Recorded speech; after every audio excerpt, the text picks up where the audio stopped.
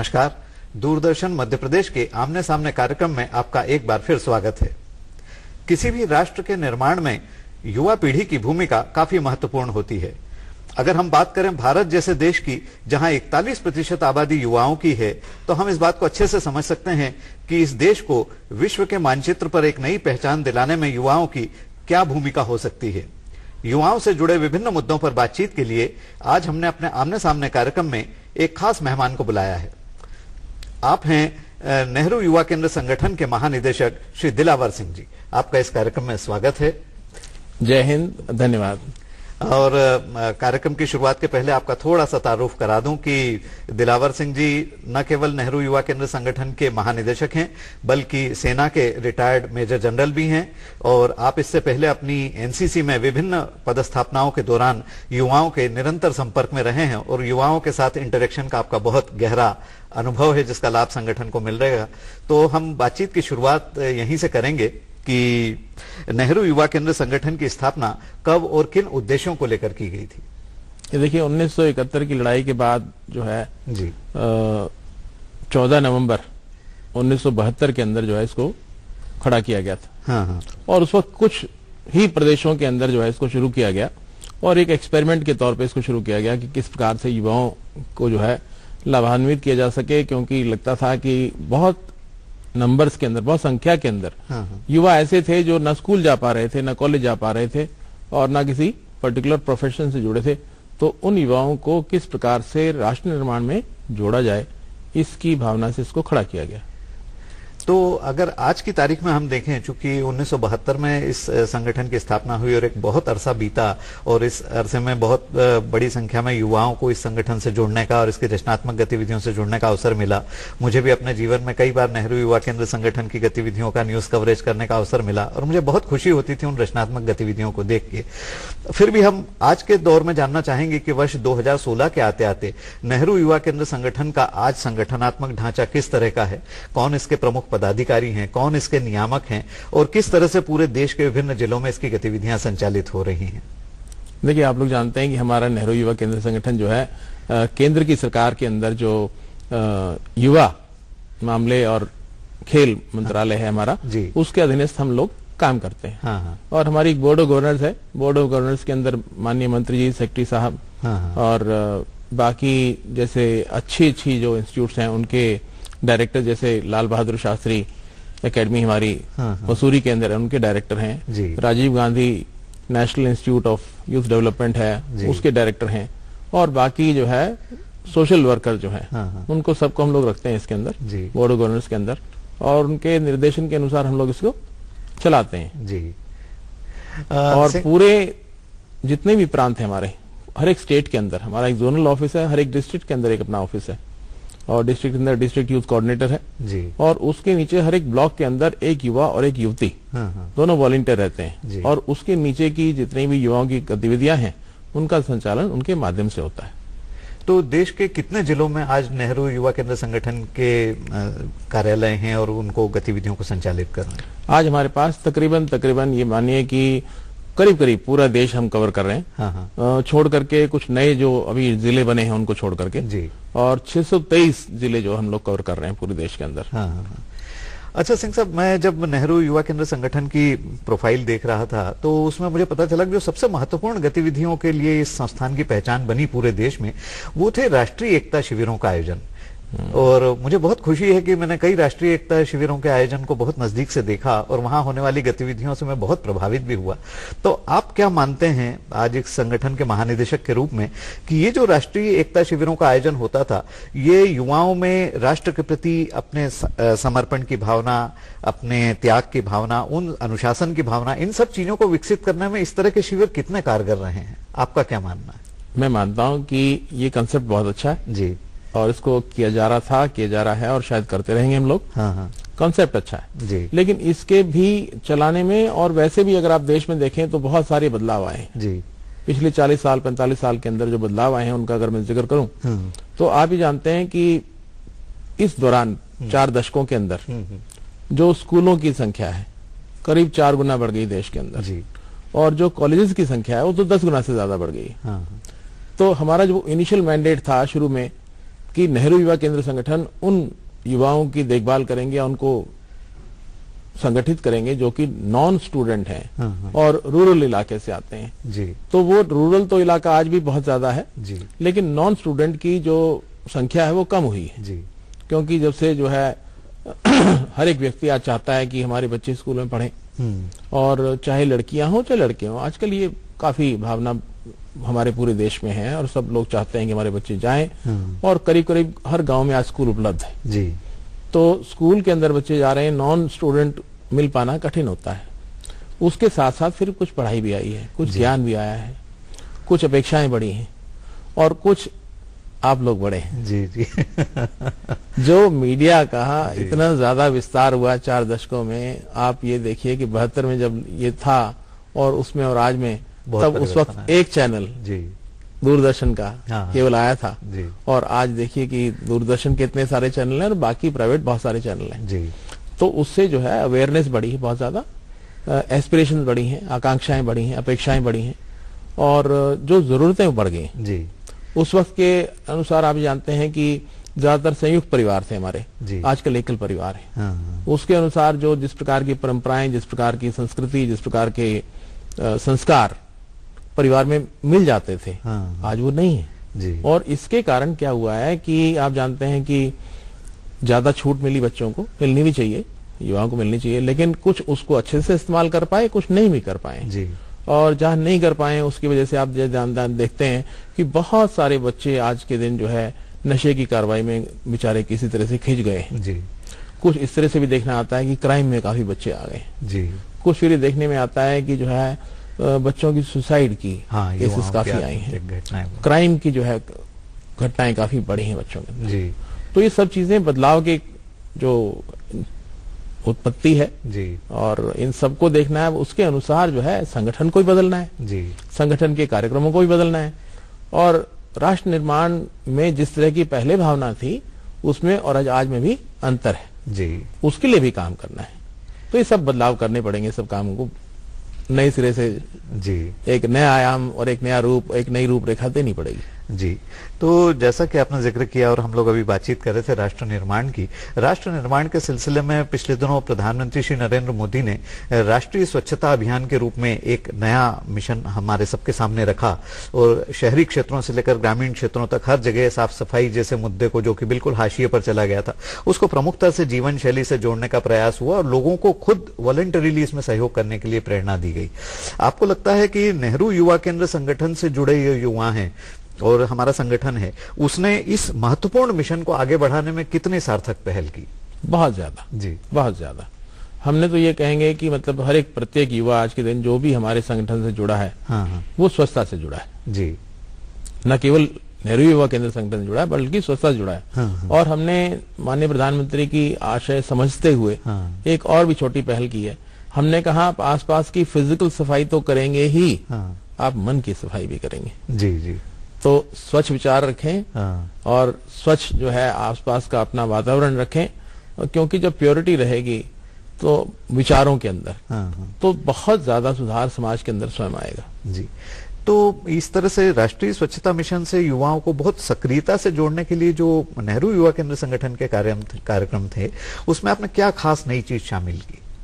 देखिए, हमने शामिल ये किया जी कि पहले तो जितने भी हमारे क्लब्स हैं उन सबके साथ जो है ये एक तरह से जरूरी कार्रवाई हमने सब शामिल कर दी कि जितनी बार भी आप मिलते हैं, जो भी कार्यक्रम होते हैं, उसके अंदर स्वच्छता पहल पे चलेगी जी। एक स्वच्छता और दूसरा योगा, क्योंकि योगा भी जो है शारीरिक रूप से भी मानसिक रूप से भी हर प्रकार से लाभ कर देता है युवाओं को और उनको एक अनुशासन भी प्रदान करता है। तो ये आवश्यक है उनकी ग्रोथ के लिए, बच्चों की ग्रोथ के लिए आवश्यक है, युवाओं की ग्रोथ के लिए आवश्यक है। तो उसी प्रकार से हमने उसको इन दोनों चीजों को एक तरह से कंपलसरी ही मान लीजिए कि किया कि है स्वेच्छा से, लेकिन होना चाहिए। हाँ, ये भी नहीं कि दबाव से होना चाहिए, स्वेच्छा से होना चाहिए, मन से होना चाहिए। तो उसके लिए मोटिवेट किया और इसमें आपको जानकारी है कि बहुत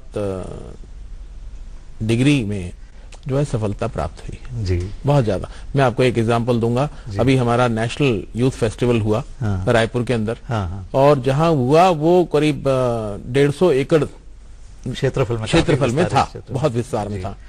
तो हमने युवाओं को जब आए उससे पहले उनको थोड़ा मोटिवेट किया जी। और आपको बताते हुए मैं बहुत खुश होता हूँ ये बताते हुए कि जब वो समाप्त हुआ, हाँ।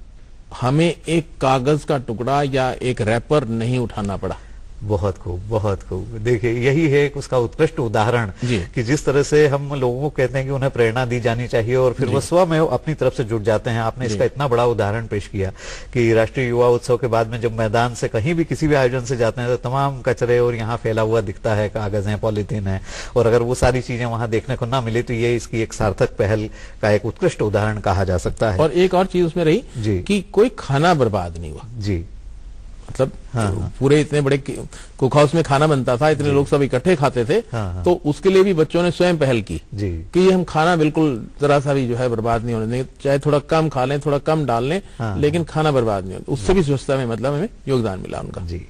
अच्छा सिंह साहब, हम इस चर्चा को और आगे बढ़ाते हैं और ग्रामीण क्षेत्र के युवाओं की एक गतिविधियों की ओर इस चर्चा को और केंद्रित करना चाहेंगे कि अभी जो केंद्र सरकार की ओर से प्रधानमंत्री की तरफ से पूरा एक थ्रस्ट आ रहा है वो ये आ रहा है कि युवाओं का कौशल बढ़ाया जाए। हमारे यहाँ मैन पावर की कमी नहीं है भारत में, मगर जब तक उनका कौशल विकास नहीं होगा तब तक ग्रामीण क्षेत्रों से लेकर शहरी क्षेत्रों तक रोजगार के और अधिक अवसर उपलब्ध कराना एक नया प्लेटफॉर्म खड़ा करना चाहते हैं। तो युवाओं का कौशल विकास हो, क्या इस दिशा में भी नेहरू युवा केंद्र संगठन कुछ पहल कर रहा है? आज के दिन नेहरू युवा केंद्र संगठन की पहली प्राथमिकता कौशल विकास। अच्छा जी।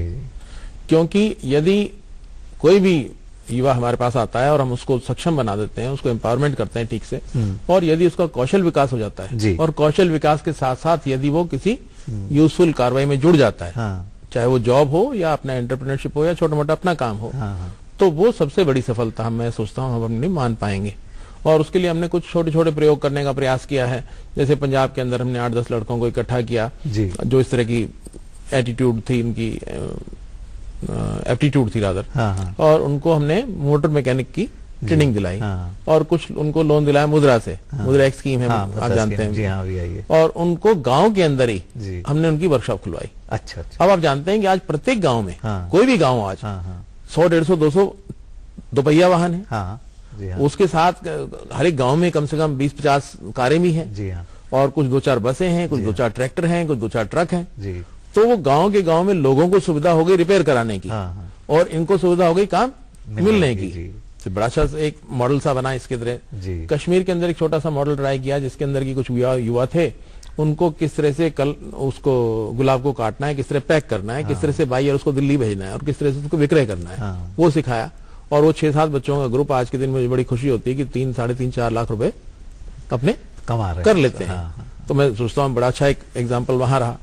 और बिहार के अंदर हमने छोटा सा प्रयोग करके देखा जिसके अंदर की कृषि के अंदर कि हमने देखा कि बिहार में कुछ इलाके ऐसे रहे कि जिसके अंदर कृषि की जो उत्पत्ति है वो पंजाब के मुकाबले में कम है। तो उनको कृषि की बेस्ट प्रैक्टिसेस के बारे में थोड़ी ट्रेनिंग देके, क्योंकि ज्यादा ऐसे बच्चे भी हैं जो वहीं काम करना चाहते हैं, अपने खेत में ही काम करना चाहते हैं, तो उनको इस तरह का प्रयोग करके देखा, तो कृषि जो कौशल है उससे उनको फायदा हुआ। तो अलग अलग जगह में जिस प्रकार की जरूरत है और जिस प्रकार की बच्चों की एप्टीट्यूड है, युवाओं की एप्टीट्यूड है, उसके मुताबिक हम लोग जो है कोशिश कर रहे हैं कि उनको कौशल विकास किया जाए जिससे कि उनको गेनफुल एम्प्लॉयमेंट हो सके, एंटरप्रेन्योरशिप हो सके। जी। अच्छा, अगर मैं आपसे मध्य प्रदेश के संदर्भ में पूछूं कि मध्य प्रदेश एक भौगोलिक दृष्टि से बहुत ही एक विशेष राज्य है, बहुत अलग किस्म का है, कृषि प्रधान राज्य होने के कारण यहाँ हमारे ग्रामीण युवाओं के लिए कुछ प्राथमिकताएं अलग किस्म की बन जाती हैं। उस स्थिति में आपको क्या लगता है कि मध्य प्रदेश को अगर मॉडल माने आप, तो वहाँ नेहरू युवा केंद्र की गतिविधियों को किस दिशा में ले जाया जाना और अधिक सार्थक होगा? देखिए, यहाँ पर कृषि है जी, तो कृषि से जुड़ी जितनी भी कौशल विकास है उनको फायदा करेगी, उसके प्रयास हम कर रहे हैं जी। उसके अलावा यहाँ पे सोशल कार्रवाई बहुत अच्छी हो सकती है जी, और लाइफ स्किल की जो है कार्रवाई बहुत अच्छी हो सकती है, और उससे बच्चों को फायदा हो सकता है। युवाओं को जो फायदा हो उसके लिए संस्थाएं बने छोटी छोटी, और उसके लिए हम सोशल एक्टिविटी का एक इनक्यूबेटर एस्टेब्लिश करके प्रयास करने की कोशिश कर रहे हैं। अच्छा। तीसरा, यहाँ पे बहुत सारी टूरिस्ट प्लेसेस हैं, उनके लिए हर टूरिस्ट प्लेस जगह के आसपास जो गांव हैं वहां से 15-20 बच्चों को लेकर के वहां पे उनको गाइड की ट्रेनिंग, क्योंकि हमने औरंगाबाद ये मॉडल ट्राई किया और औरंगाबाद मॉडल में हमने 20-25 बच्चों को ट्रेनिंग दी।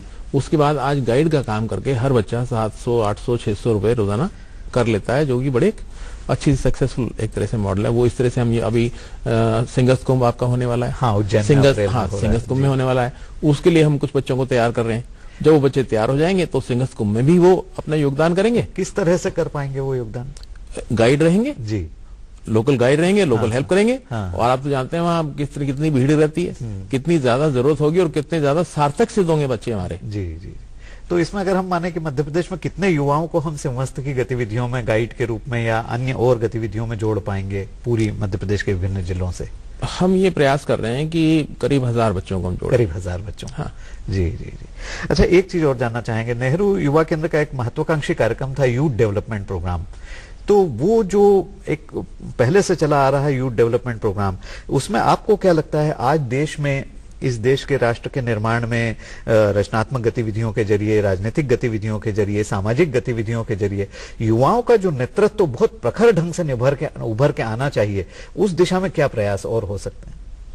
हमने लीडरशिप के लिए अलग से प्रोग्राम बनाए जी, क्योंकि जब तक पूरी जानकारी ना हो, हाँ। एक तो नेशनल इंटीग्रेशन आपने कहा कि एक अच्छा प्रोग्राम है, हाँ।